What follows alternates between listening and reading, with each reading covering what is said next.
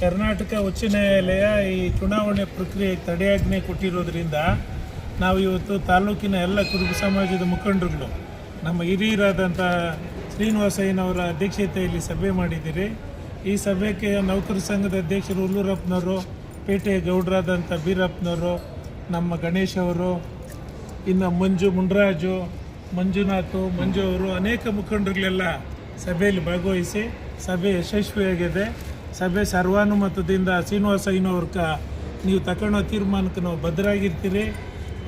Court ಆದೇಶದ ಮೇಲೆ general body ಯಾವತ್ತು ಕರಿಬೇಕು ಅಂತ ಕರೀರಿ. ಆ ಜನರಲ್ ಬಾಡಿಯಲ್ಲಿ ಎಲ್ಲ ತೀರ್ಮಾನಗಳು ತಗೊಳ್ಳೋಣ. ಕಾರ್ಯಕಾರಿ ಸಮಿತಿನೂ ಪಕ್ಷಭೇದ ಬಿಟ್ಟು ಜನರಲ್ ಬಾಡಿಯಲ್ಲೇ ಕಾರ್ಯಕಾರಿ ಸಮಿತಿ ರಚನೆ ಮಾಡೋಣ. ಕೇವಲ 400-500 ಓಟುಗಳಲ್ಲಿ ನಾವು ಚುನಾವಣೆ ಮಾಡೋದು ಬೇಡ ಅಂಥೇಳಿ ತೀರ್ಮಾನ ತಗೊಂಡಿದ್ದಾರೆ. ಆ ತೀರ್ಮಾನದಂತೆ ಅಧ್ಯಕ್ಷರು ಮುಂದೆ ಏನೇನು ತೀರ್ಮಾನಗಳು ತಗೊತಾರೆ ಸೀನಣ್ಣವರು ಅವ್ರ ಮಾರ್ಗದರ್ಶನದಲ್ಲಿ ನಾವೆಲ್ಲ ಹೋಗ್ತೀರಿ. ನಾವು ಅವ್ರ ಬೆಂಬಲವಾಗಿ ನಿಂತ್ಕೊತೀರಿ ಅಂತೇಳಿ ಈ ಸಂದರ್ಭದಲ್ಲಿ. ಮತ್ತು ಕಟ್ಟಡಗಳು ಈಗ ಮೊದಲನೇದಾಗಿ ಕಚೇರಿ ಇಲ್ಲ, ಇಲ್ಲಿ ಕಚೇರಿ ಗುದ್ಲಿ ಪೂಜೆ ಈ ತಿಂಗಳು ಕೊನೆಯಲ್ಲೇ ಕಚೇರಿ ಗುದ್ಲಿ ಪೂಜೆ ಮಾಡಿ ಕಚೇರಿ ಕಟ್ಟುವಂಥದ್ದು.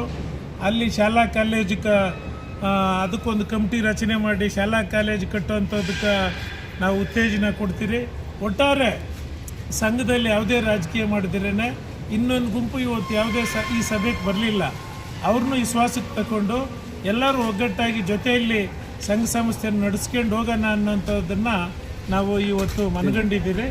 ಆ ಒಂದು ಉದ್ದೇಶದಿಂದ ಸಭೆ ಮಾಡಿದ್ದೀರಿ. ಈ ಸಭೆಗೆ ತಾವೆಲ್ಲರೂ ಮಾಧ್ಯಮದವರು ಬಂದಿರೋದ್ರಿಂದ ನಿಮ್ಗೆಲ್ರಿಗೂ ಕೃತಜ್ಞತೆ ಹೇಳಿ ಈ ಮಾತುಗಳನ್ನು ಮುಗಿಸ್ತೀನಿ. ನಮಸ್ಕಾರ.